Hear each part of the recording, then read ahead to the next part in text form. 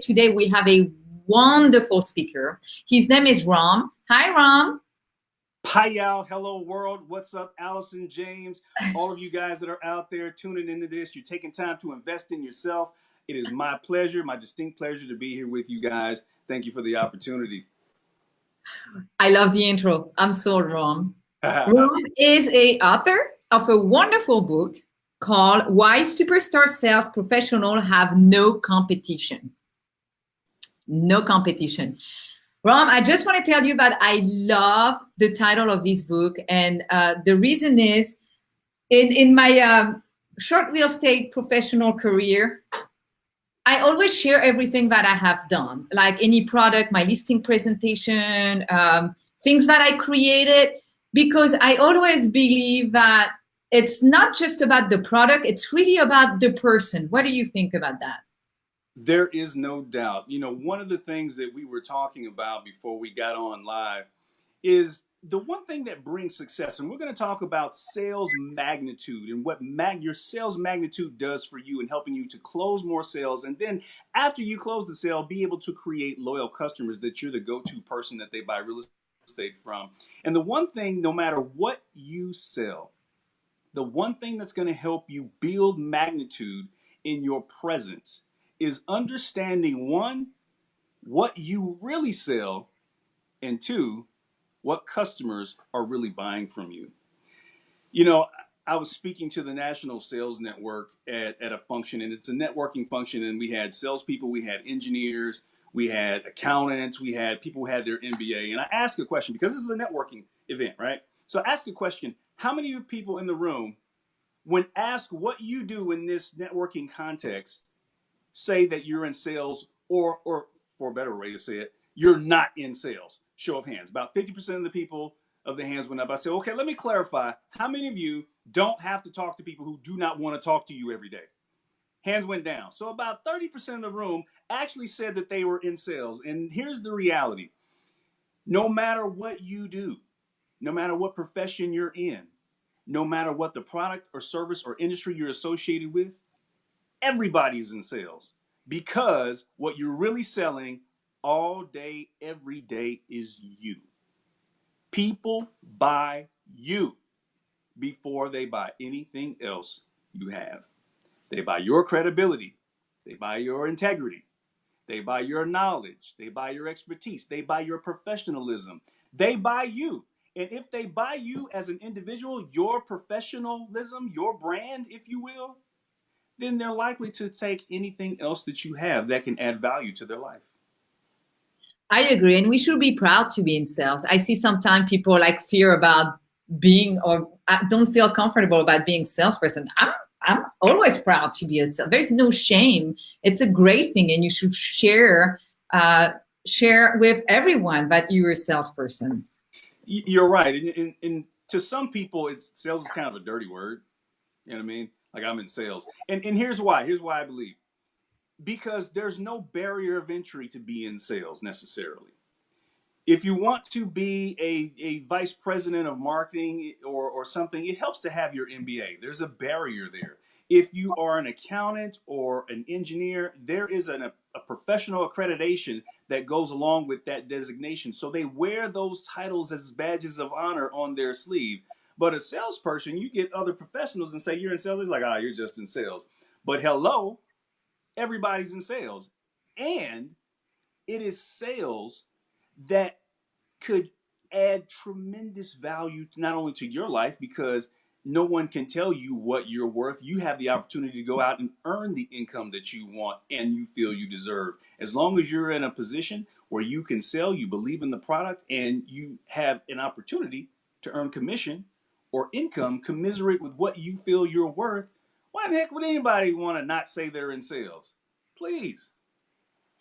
Now, I know I forgot at the beginning, but the topic for today is sales magnitude, close more deals, and create loyal customer. Now, how does sales magnitude help create loyal clients?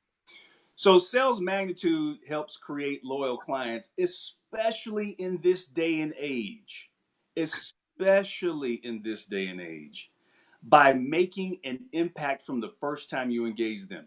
It helps create loyal clients, not only from the time that you engage them for the first time in person, but it also creates loyal clients from your online brand position. 10 years ago, the sales process has changed because of technology, of course, right? We love technology here.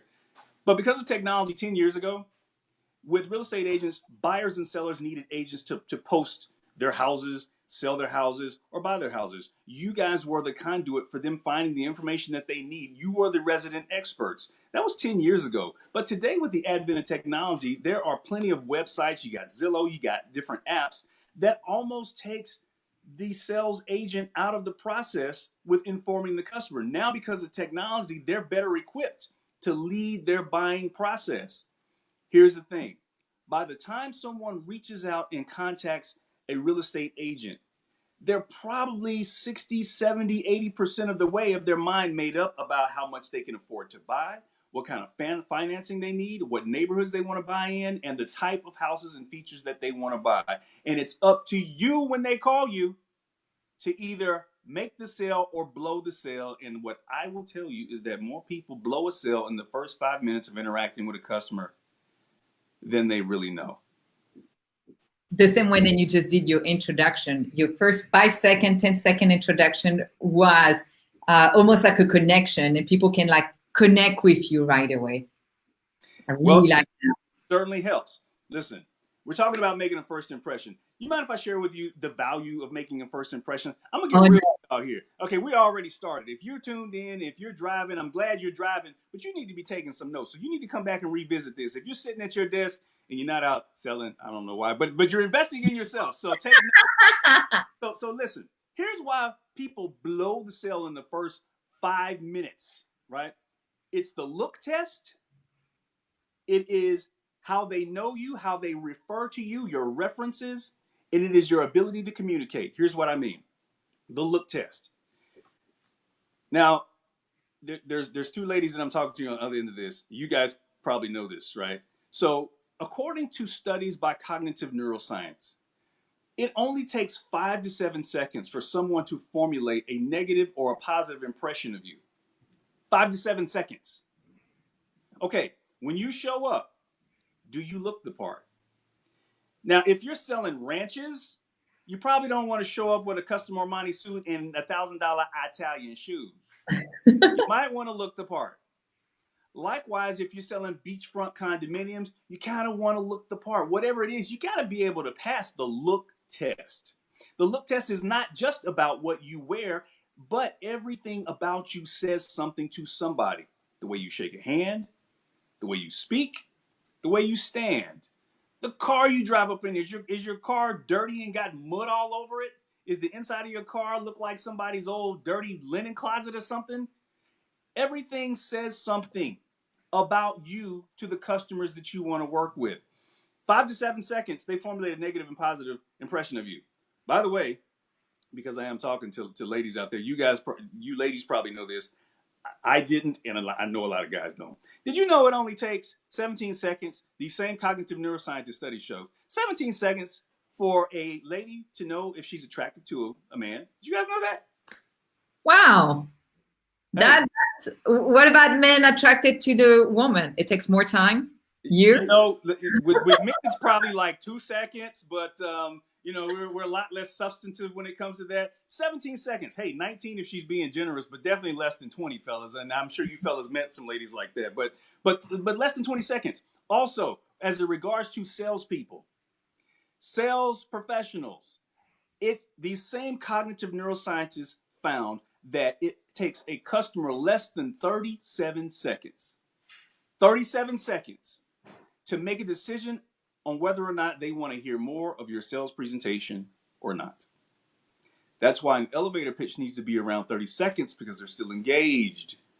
But if you are boring them to death, if their smartphone and their devices are more interesting than you are, you're out. You're losing, buddy. You're losing. So you have to keep people engaged from the very first impression, sales magnitude. Secondly, not only is it how you look and how you show up, it's your references. When they reach out to you, they're going to try to do their research on you. What is your social media or your digital footprint like? Do you have a LinkedIn page? Are you on other social media platforms that they can go follow you on? What kind of content do you put out there? Hey, if you have a video of you puking over the rail in Cancun from 5 years ago, I'm sorry, it is a bad reflection of your brand. Clean up your digital footprint Correct. because it makes a difference. Puking takes away from your sales magnitude. It really does. So you want to clean that up. So not only is it the look test, not only is it the references, what you look like in the digital space, who you are following, who you are influenced by. Are you a part of their network? On LinkedIn, when you go to LinkedIn and someone connects with you, it'll tell you, hey, you have 50 people in common. They look at those 50 people. If those people that you're connected with are people that they're connected with and they respect, there's a big reference point there for them to buy you and make an impression on you from the very beginning. And then thirdly, the reason why people blow the sale in the first 5 minutes is because they fail to listen. They fail to listen. They talk too much. So and that point you said on the, on the first 30 seconds, but even before that, like you mentioned about like the linking in the social media, before they even meet you, they know about you. So it's almost like you already win the first part and you have to win the second part because they're already checking on you, right? They already know what you look like in social media, and now they're going to meet you. So it's like and you need to show up that same person times 10. Not only are they impressed with you because, oh, okay, he's got great pictures or she has great pictures.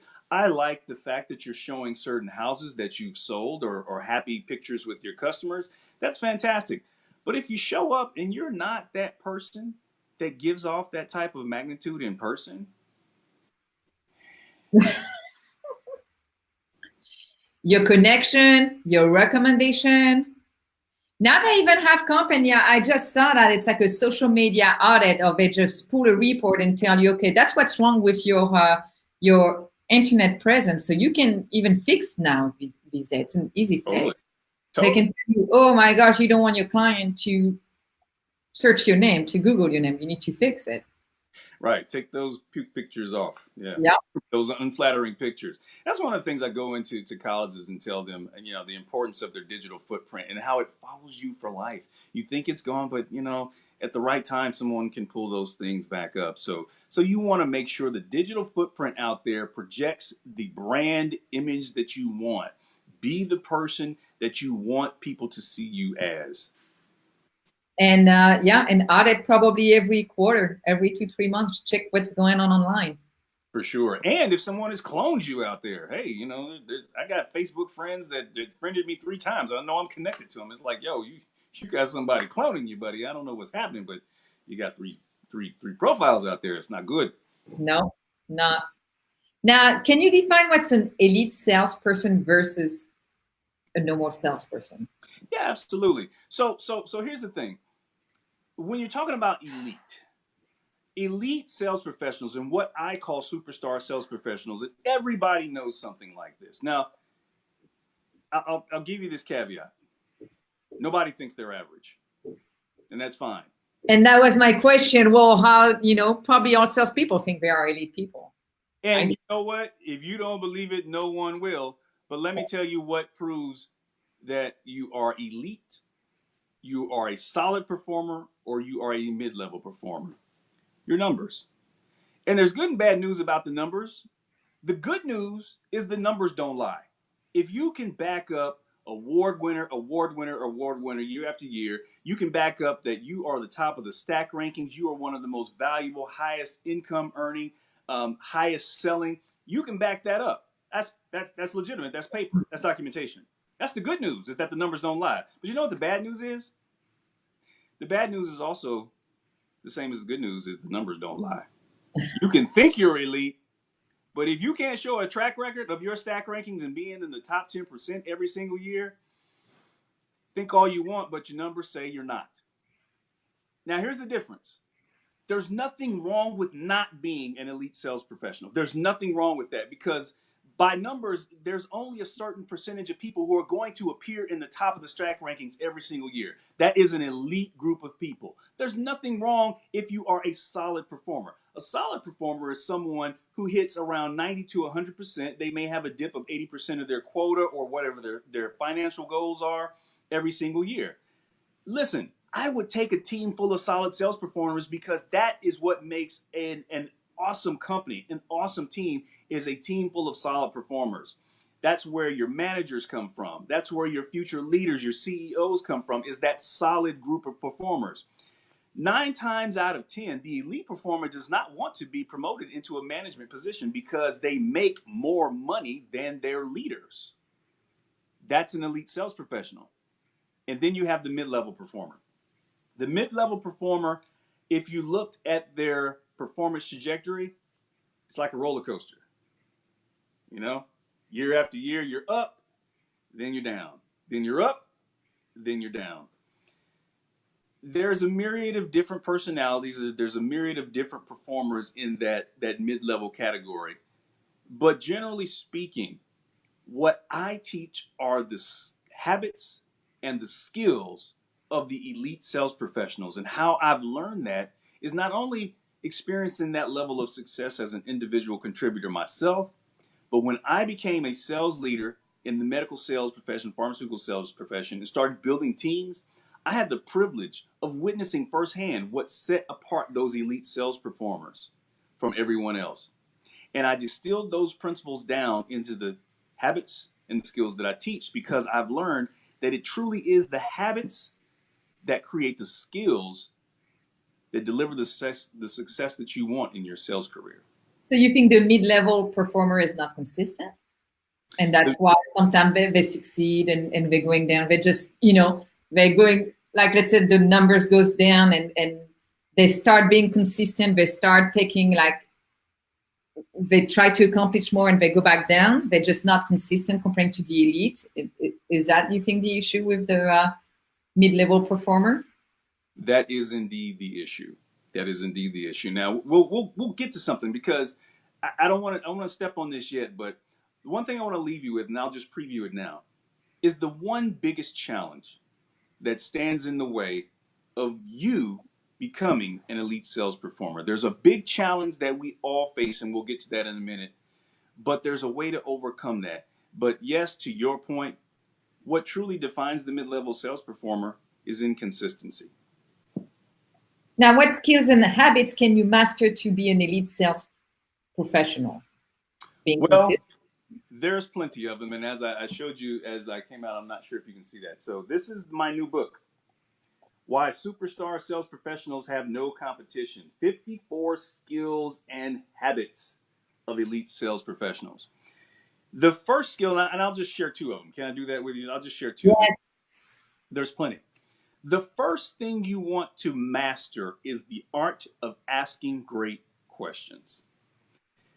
I was talking about a networking function, and when it comes to building your network as a real estate sales professional, we were talking that many people just focus on the sell. I want to sell something. I want to sell something. But here's the thing. If you work on selling your brand and building a network, you don't necessarily have to focus on the sell because you build a funnel of sales to come to you. One of the skills that will dramatically make a difference in your life is the ability to ask great questions. So picture this. You guys are going to be at a networking function somewhere this week in the course of having drinks. How many of you guys out there have been in a networking function and you're talking to somebody who cannot give you the time of day to say anything you want to say? They're talking about their business, what they do, how they can help you, what you need to do in your business, how you need to send them business. And like after 15 minutes of that, you're like exhausted, right? Listen, the one thing that is the hallmark of the elite superstar sales professional is their ability to ask great questions and then listen, because in the listening, it reveals something about the person you're talking to. Because as Maya Angelou said, people will forget what you said. People forget what you did.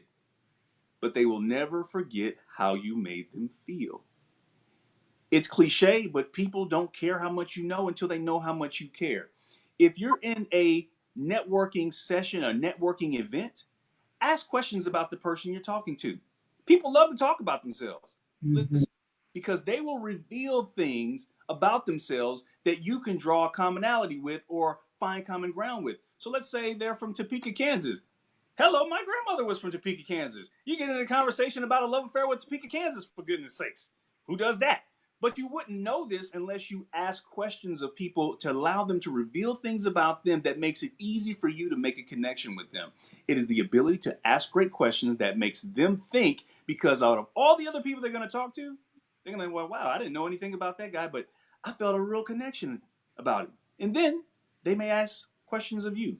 And then you got a genuine relationship happening there. I love that, because sometimes when we go to networking, I think, and I'm talking about real estate, but sales in general, we should be more prepared. Why are you going to this networking? If it's to get business, of course, you need to listen to the client, and you know there are potential client out there. So have your question prepared that can open to real estate conversation or personal conversation that the person is going to want to connect with you. We just need to be more prepared when we go to a networking, and not just saying, hey, I'm just going there just to be there. And like you said, you get burned out, right? You Right. listen to someone for 30 minutes, but you're not connecting with the person. For sure. And then here's the thing. When you go to a networking event, think about it. You want to be prepared because you want to know clearly what you want out of that. Is it 10 quality contacts or 10 business cards? Because think about something. When you give your card out to a person that you've met at a networking event or somewhere, when they go home and they take this stack full of business cards out of their pocket, they got a decision to make. They're going to go, do I need to throw this card away, or is it worth keeping? What you need to focus on selling them on is the value of having a relationship with you. What value do you bring to their life? They may know that you sell real estate, but hey, I met 3 other people that sell real estate, but your grandmother's from Topeka, Kansas, right? That's it. Don't even talk about the product. Why do you have to talk about the product? Talk about building a relationship. As a salesperson, you want to connect with the person. The product would sell itself.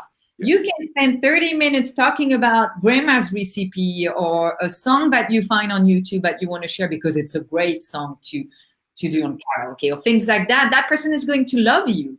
But if you start talking about selling a product, they fear, they're like, oh, you don't like me. You're just trying to sell me a product. Yeah, absolutely. Card push. They call them card pushers. Card pushers. I don't Yeah. want a card pusher. I want to know who you are and why I should know you. Right? I can buy a house from anybody. Yeah. Why you?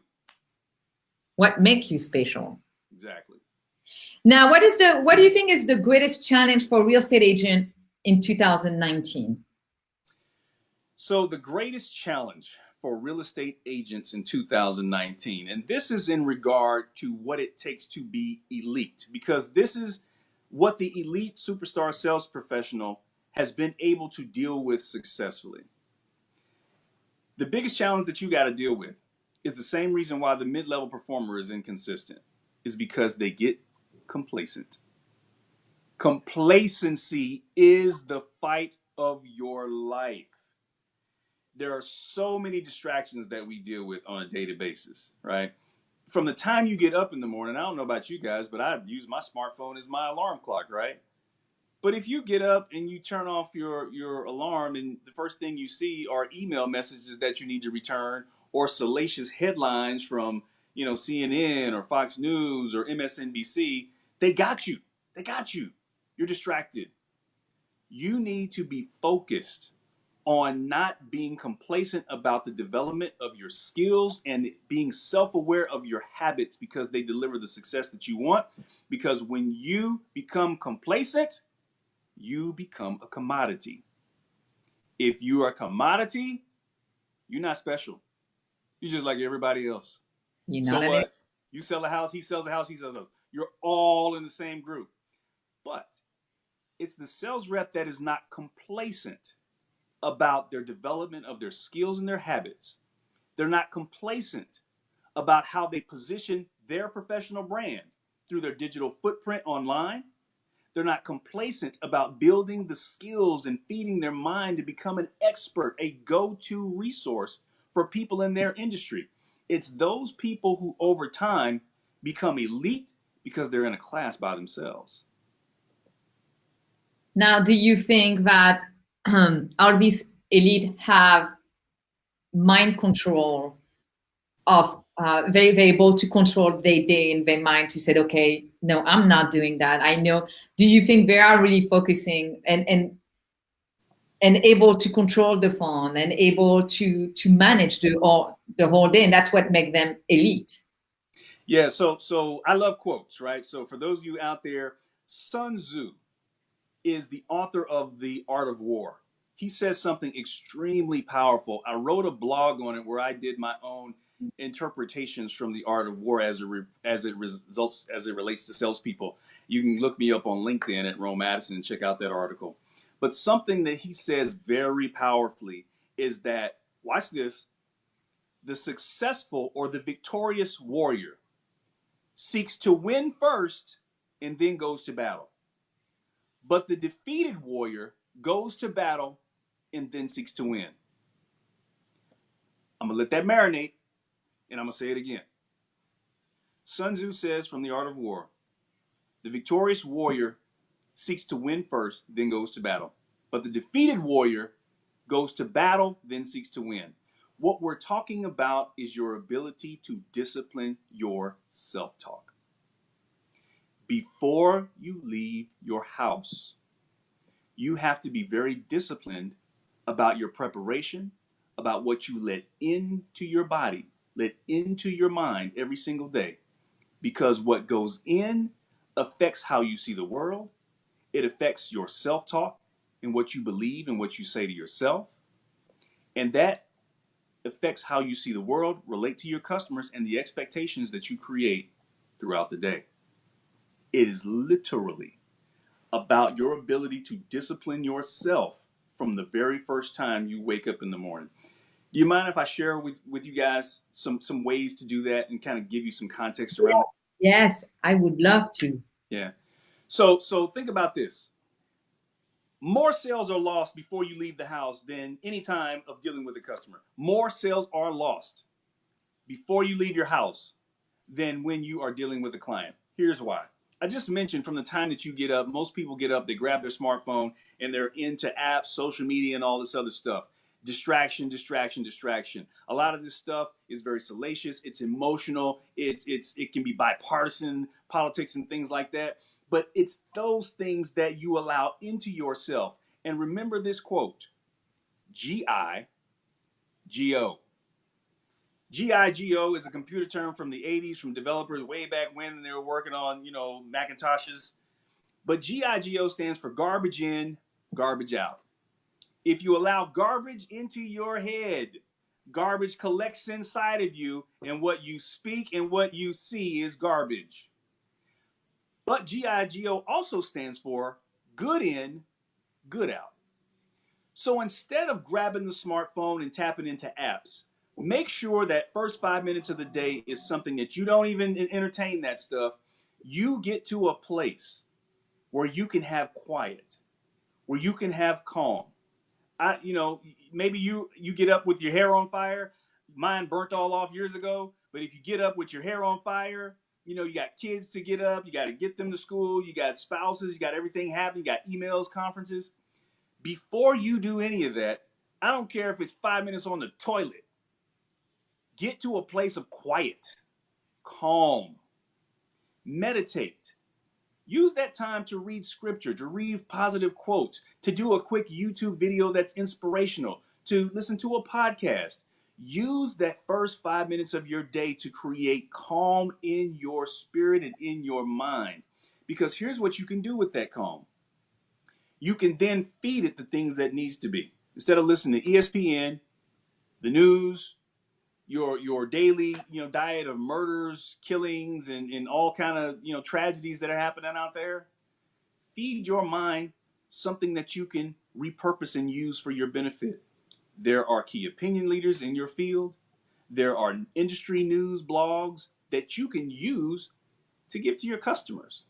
that you can share within your network and be of value to the people that you know. So not only can you quiet the mind, feed it what you need, something that's going to build your expertise and your brand reputation, but then you take time even before you leave your house to visualize what you have to do for the day. Visualize the conversations you're going to have. Visualize the meetings you're going to have. Visualize yourself getting the results that you want. It's a lot better than letting garbage go in and painting another picture of what the world that you're about to engage in is going to be like. So take those first 5 minutes of the day and put yourself in a place where you can discipline yourself to not allow garbage in, because you will be very sensitive to it once you leave your home, because it has nothing to do with the vision that you have of being the success that you want to be. I totally agree with you. And if you can't find 5 minutes in the morning or even half an hour to just set your mind for success, and even before going to bed, like watching TV and just following sleep, watching these series with murder and things like that just before you go to bed, it's not good for your mind. You're going to sleep for 8 hours and have these, all these busy mind TV things going on in your head. You should find the time to start strong and finish strong. And if you can't find 5-10 minutes without touching your phone, without watching the news, and like you said, see what's going on with the world, which is all negative. Yeah.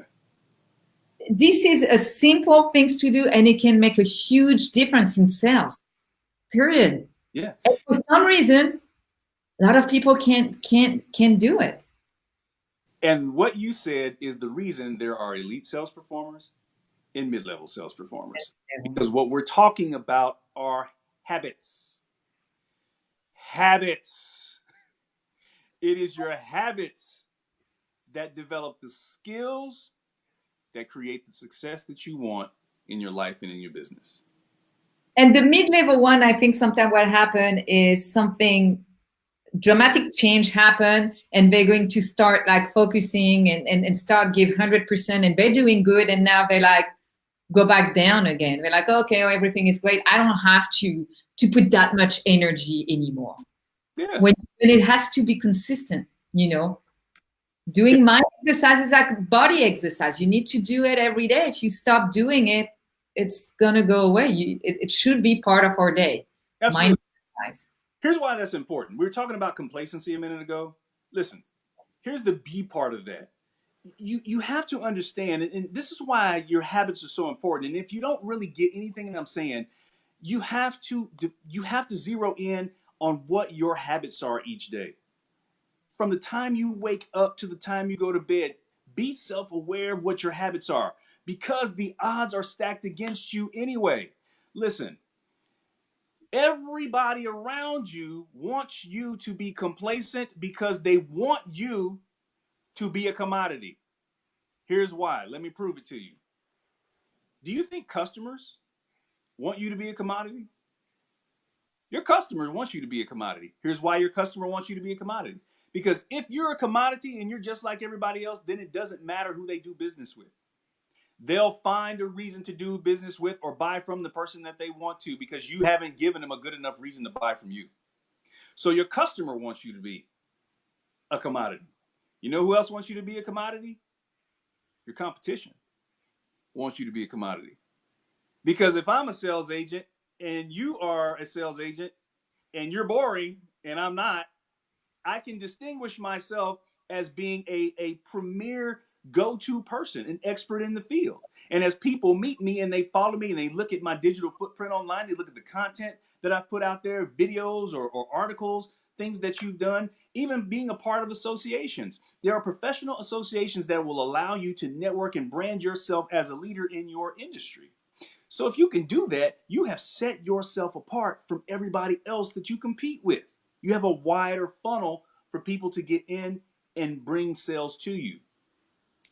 Your customer wants you to be a commodity. Your competition wants you to be a commodity. And if you're an agent and you work for an agency, I'm sorry to say this, but many times your agency wants you to be a commodity too. They want elite people. They want solid sales performers. And if you don't fall in that category, you're dispensable. That's just the way it goes. The odds are stacked against you if you're not aware of your habits and skills and you become complacent. The odds are stacked against you. And it's tough for salespeople to be aware of what they do all day, and that's why I think it's good to have a coach or Sure. accountability to understand awareness. How can you be aware? Because it's not just okay. I'm aware. I watched that video. I'm aware. I'm going to be aware. It's all the time. You need like check on yourself twice a day so you can remember what happened this morning, and you need to be aware during the day and not just once a month, or not just January 1st and the New Year's, oh, I didn't do good last year. No, self-awareness, it's a full-time job. It's every day. And I really believe like having a coach or an accountability partner, or always educate yourself with books like yours, watching video like that can help you to be self-aware every day. For sure. Can you tell us more about yourself and your book that you recently written? Yeah, absolutely. So we're talking about, I'll take you back a little bit. Just as in the speaking industry, speakers, you can go on social media, throw a rock and hit somebody who said they're a speaker, right? And there are a lot of great speakers out there that deliver tremendous value, speakers you've never heard of who are killing the game out there. But even in what I do, there has to be some type of differentiation. And my target audience are any sales organizations. And what I tell people is, hey, I raise the bar in the performance of your sales team and turn average performers into superstars, so sales leaders and managers don't lose their bonus or lose their job. So it's about really raising the bar. And where I got that from, so 10 years, I've been in sales my entire career. And the first 10 years of my sales career, I was highly successful. I did business to business. I was in pharmaceuticals. And for every company I worked with, I won sales awards. So I had a track record of success. But then I hit a season of unemployment. And I don't know if you guys have ever had to deal with unemployment out there, but after a while, it's easier to get a job when you already got a job. And when you don't have a job, it's kind of like people treat you like you have a stench, right? Even though I had great success, I just couldn't find an opportunity. So I was out of work for nearly a year. So it was during that year and the things that transpired in my life that I write about in my first book called Claim Your Star Power, is the value of selling me. The value of really defining who you are and selling the value of having a relationship with you that really transformed the results that I get in my career. And so I got into the world of precision medicine. I don't know if you guys are familiar with that, but precision medicine started or spawned out of the sequencing of the human genome, right? You guys remember seventh grade biology, RNA, double strand helix, unwraps to make DNA makes RNA, and then you make DNA. That's how cells divide, right? But in that process, there's mutations that happen. There's genetic mistakes that are made in that copying. And that's how diseases like cancer and neuro disease, cardiovascular disease happen. They're called autoimmune diseases. So that industry is called precision medicine because we know the sequence of our DNA, we can target mutations or mistakes in our genes to cure disease, to prevent disease, or to maintain a certain level of living or your health by just simply giving you an aspirin now or an oral tablet. So that industry, when we started, it was only a concept. There was no real, product. What is it? It wasn't a drug. It wasn't a test. It was a concept of how you did it. So I got in early in that industry and worked for the first company that had any offering. From there are thousands of companies in the precision medicine industry. I'm what's known as a genomic sales expert in that field in what I do with executive coaching, sales coaching, and sales training. But what I teach is universal because we're dealing with people who sell properties. Well, essentially what you're selling is you. When I found that out and understood what habits and skills it took to sell me, when you can sell you, you can lead a movement. When you can sell you, that builds trust. When you sell you, people identify your brand and want to be associated with your brand. When I learned that, I went from the first 10 years of my professional selling career, ended me being broke, busted, and disgusted, no job and no job options. But the next 10 years of my selling career, I became a senior vice president of sales with stock options. What changed? What changed is the real understanding of what you really sell and what customers really buy. And that's you. Yes, and it doesn't matter what product do you sell. It doesn't matter if you sell a house, a car, a chair. It's about you selling yourself. You can sell anything if you know how to sell yourself. I'm giving you a virtual high five. Absolutely. Ron, thank you very much for being here today. Oh, absolutely. Now, if we want, I believe on this Facebook Live video, everyone is able to access to the book and your contact information. So if you want to reach out to me, I'm on LinkedIn at Rome Madison, and I'm on Instagram at Rome Madison Everyday Superstar. You can Google Rome Madison, or you can go to my website, romemadison.com. You can get to any of my social media platforms from romemadison.com. Now, I will tell you this. I got a copy of this in advance because I knew it was coming here, but this is not online. We put the link up on Amazon right now. But it's not online? Where can we get it? I want one. I'm going to get one. Where can we get it? Go to Amazon. Amazon. Amazon. Okay. You look up Rome Madison on Amazon. You can look up the title of the book. You can get it there. We will have the link live on my website by the end of the week. Again, it's a copy in advance of that. And I'm looking forward to adding value to you guys because I want you to be a part of my network. If I can help you in any way, please reach out, holler at your boy, let me know. Thank you, Ron, very much for everything. And what I'll do for our audience, because we're going to have this video rebroadcast all week, I'll make sure we have the Amazon link if anyone is interested to get the book. Absolutely. Woo-hoo. I'm with it. Thank you guys very much for that. Ron, thank you so much for sharing this great knowledge with all our real estate agents out there. And yes, and let's connect. Thank you, Ron. You got it. I got wisdom for your mind and motivation for that behind. Follow me. I do.